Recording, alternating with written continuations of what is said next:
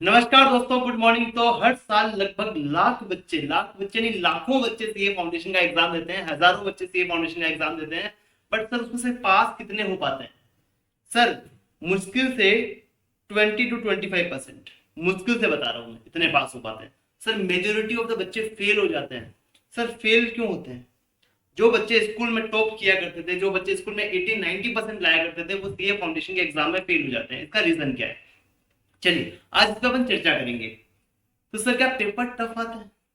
क्या सर अपना paper tough आता है? या सर या कोई प्रॉब्लम कुछ और है? या तो पेपर टफ आता है जिसकी वजह से हम अटेम्प्ट नहीं कर पाते, हम मार्क्स नहीं ला पाते, पर उसमें भी 20-25% बच्चे पास होते हैं। और सर या फिर कोई प्रॉब्लम दूसरी है। तो मैं बता दूं प्रॉब्लम दूसरी है, पेपर इतना टफ नहीं आता है। सर क्या प्रॉब्लम हो सकती है? सच बताऊं, बच्चे पता है क्या करते हैं आजकल? जैसे बच्चा सीए में आया, 11th 12th तक था जब उसको टीचर मार मार के पढ़ाता था, और जैसे वो सीए फाउंडेशन में आया तो उसको खुद को पढ़ना पड़ता है। अब जो भी उसको डिसीजन लेना है खुद से लेना पड़ेगा, कोई उसको ऐसे मारेगा नहीं, कोई उसको बोलेगा नहीं पढ़ने के लिए, उसको खुद से मेहनत करनी पड़ेगी।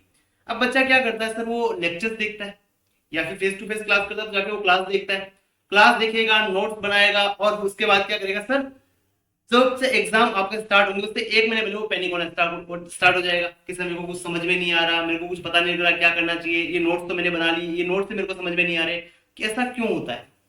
देखो यहाँ मैं गलती बताता हूँ कि जब अपन सब 11th 12th में थे ना, तब क्या होता था, जैसे अपन ने 1-2 चैप्टर कंप्लीट किया, हमारा टेस्ट होता था, हमको टीचर मारता था, हमसे टीचर पूछता था कि भाई सवाल बताओ, ये आंसर कैसे आया, ये कैसे आया। यहाँ कोई कुछ नहीं पूछता, तो यहाँ बच्चा फेल हो जाता है। यहाँ रेगुलर टेस्ट नहीं होते, इसलिए बच्चा फेल हो जाता है, क्योंकि बच्चे को सिर्फ एक बार ऑपरेशन आता है एग्जाम के टाइम पे।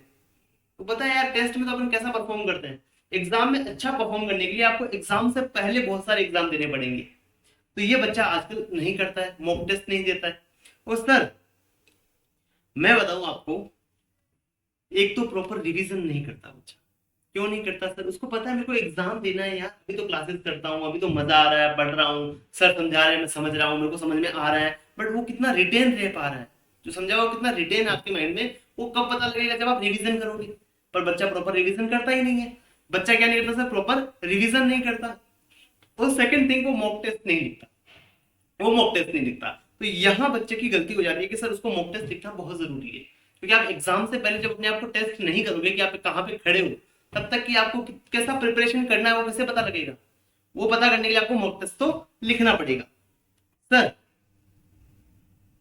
अब मेरी बात समझना, मॉक टेस्ट ना देने के मैं आपको नुकसान बताता हूँ। फॉर एग्जाम्पल आपने मॉक टेस्ट नहीं दिया, पूरा आपने सीए फाउंडेशन का पढ़ाई कर लिया और एग्जाम देने गए, तो जो आपको प्रेशर पहले ही पता होना चाहिए कि एग्जाम में कैसा प्रेशर रहेगा, वो आपको पता ही नहीं है। जैसे आप 3 घंटे में बैठोगे, आपको पता लगेगा इतने सारे क्वेश्चन मेरे को 3 घंटे में कंप्लीट करने हैं, प्रेजेंटेशन भी दिखाना है और सब कुछ करना है। वहां बच्चा घबरा जाता है, उसका 60-70 नंबर का पेपर अटेम्प्ट होता है और वो फेल हो जाता है। तो आपको पहले ही प्रिपेयर करना पड़ेगा, पहले ही एग्जाम जैसा माहौल अपने घर पे बना के या फिर कहीं मॉक टेस्ट लिख के आपको बनाना पड़ेगा कि मैंने 3 घंटे का एग्जाम कैसे लिखना है। और ऐसी जगह से आप मॉक टेस्ट लीजिए जहां से आपकी कॉपी इवेलुएट होकर आपके पास वापस आए, आपको बताए कि आपकी गलती क्या है। ठीक है, चलो सर नेक्स्ट नेक्स्ट अगर बात करें,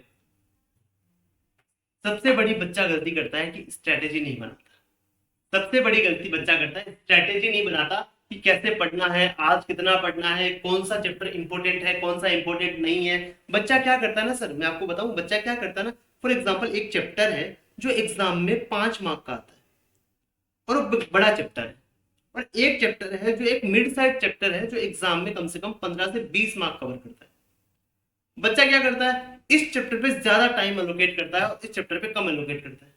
तो यहाँ गलती होती है, यहाँ प्रॉपर स्ट्रेटेजी नहीं है, उसको पता ही नहीं है कौन सा चैप्टर इंपॉर्टेंट है, कौन सा चैप्टर इंपॉर्टेंट नहीं है।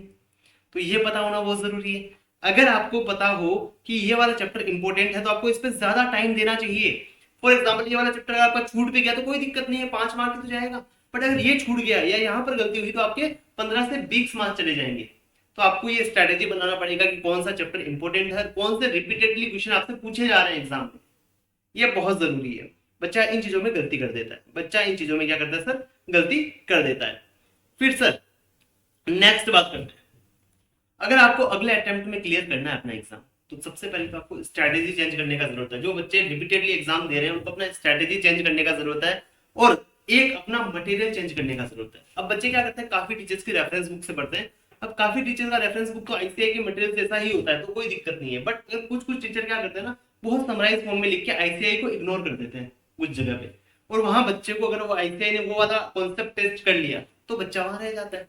तो मैं स्ट्रिक्टली आपको, मैंने पहले भी अपनी वीडियो में बताया है, अभी भी आपको बता रहा हूँ कि आपको आईसीएआई के मॉड्यूल के अलावा आपको कहीं नहीं जाने की जरूरत है। आईसीएआई ने जो मटेरियल दिया है वो सफिशियंट है सर, वहां पे क्वेश्चन कम है। फॉर एग्जाम्पल हमारे जो टीचर है उनका रेफरेंस बुक में 200-500 क्वेश्चन है, आईसीआई के मटेरियल में ओनली 200 क्वेश्चन है। मतलब आईसीएआई ने दिया है आपको, आईसीएआई ने आपको 200 क्वेश्चन दिया है जहां के सारे कंसेप्ट आपके टेस्ट हो रहे हैं, और आपके टीचर ने फॉर एग्जांपल आपको दिया है 500 क्वेश्चन। क्या सर हमको 500 क्वेश्चन करने का रिक्वायरमेंट है क्या? नहीं है बेटा। मेरी बात सुनो, अपन क्वेश्चन क्यों करते हैं? अपन क्वेश्चन इसीलिए करते हैं कि अपने सारे कंसेप्ट क्लियर हो जाए, क्योंकि क्वेश्चन तो एग्जाम में नया बन सकता है ना, वो इन 500 से भी बाहर बन सकता है, इन 200 से भी बाहर बन सकता है। आपके कंसेप्ट अच्छे होने जरूरी है। और मैं बताऊं, अगर आप एक ही कॉन्सेप्ट को बार बार प्रैक्टिस करते हो एक ही क्वेश्चन पे, तो आपका वो कॉन्सेप्ट एकदम बिल्ड हो जाता है आपके माइंड में। अगर आप 500 क्वेश्चन करोगे तो आपने हर क्वेश्चन को एक एक बार किया है, तो आपका इतना माइंड मतलब याद नहीं रख पाएगा सब क्वेश्चन को। बट अगर आपने 200 क्वेश्चन किए, इनको आपने 2 से 3 बार कर लिया, तो आपको ना क्वेश्चन याद हो जाएगा, आपको वो कॉन्सेप्ट एकदम दिमाग में छप जाएगा। और एग्जाम में अगर वैसा कॉन्सेप्ट वैसा क्वेश्चन देगा फिगर चेंज करके, तो आप फटाफट उसका आंसर लिख दोगे। और ये 500 क्वेश्चन भी क्या है ना, ये वाले क्वेश्चन है, इनके फिगर चेंज करके नए क्वेश्चन बनाए गए हैं, या फिर 2 क्वेश्चन को जोड़ के मर्ज करके नया क्वेश्चन बनाए गए हैं, ये वाले ही होंगे। तो अगर आप 200 क्वेश्चन को बार बार प्रैक्टिस करते हो तो आपको 500 क्वेश्चन करने का जरूरत नहीं है। एग्जाम इतना हार्ड नहीं है जितना अपन हार्ड बना देते हैं उसको। एग्जाम इतना हार्ड नहीं जितना अपन उसको हार्ड बना देते हैं। तो अब मैं आपको 3 स्ट्रैटेजी बताता हूँ क्या क्या स्टेप में आपको पढ़ना चाहिए। सबसे पहली बात तो हर चैप्टर को, जिस चैप्टर को आपको एग्जाम के लिए पढ़ना है उसको आपको 3 बार पढ़ना चाहिए। बच्चा क्या करता है, एक बार रिवीजन करके जाता है, एग्जाम लिखता है, फेल हो जाता है। तो बच्चे को कम से कम 3 बार एक चैप्टर को पढ़ना चाहिए, 3 बार रिवीजन उसको लगाना चाहिए। फिर सर सेकंड, उसको वीकली मॉक टेस्ट देना चाहिए।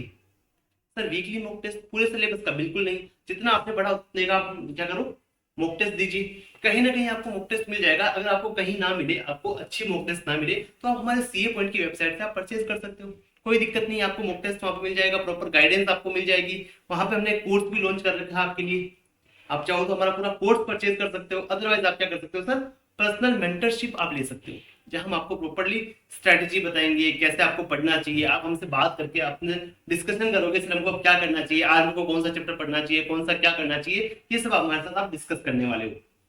सर थर्ड स्टेप, दूसरी बुक को छोड़ दीजिए, आईसीएआई के मटेरियल पे फोकस करिए। इसके अलावा आपको कुछ भी करने का जरूरत नहीं है। आईसीएआई का मटेरियल आपके अटेम्प्ट का आरटीपी, आपके अटेम्प्ट का एमटीपी, इतना आपके लिए सफिशिएंट है। अब मेरी बात समझना, मैं बताता हूँ सर, क्या हमारे पढ़ने में कमी है क्या? बिल्कुल भी नहीं। क्यों सर, हम 11th-12th में इंटेलिजेंट थे, तो हम सीए फाउंडेशन में भी इंटेलिजेंट है। बट हमारे पढ़ने का रवैया, हमारी रिवीजन स्ट्रेटेजी, हमारी स्ट्रेटेजी, हम क्या कर रहे हैं उस पर डिपेंड करता है कि आप पास हो गए या फेल हो गए। ऐसा जरूरी नहीं है जिस बच्चे के 95 आए 12th में वो सीए फाउंडेशन पास कर लेगा। पढ़ना पड़ेगा, मेहनत करनी पड़ेगी। 60 वाला बच्चा भी सीए फाउंडेशन पास कर सकता है और 95 वाला भी रह सकता है, इसमें कोई भी दिक्कत नहीं है। ये आपके डिपेंड करता है आपकी स्ट्रेटेजी, आपकी पढ़ने की कला पे। यहां तक समझे सर? तो अपने 2-3 अटेम्प्ट वेस्ट करने से अच्छा है जो मैंने अभी बताया आपको, इंस्टीट्यूट का मटेरियल, बराबर स्ट्रेटेजी, मॉक टेस्ट लिखना, एग्जाम से पहले अपने आप को टेस्ट करना, ये सब कुछ आपके लिए बहुत ज्यादा जरूरी है।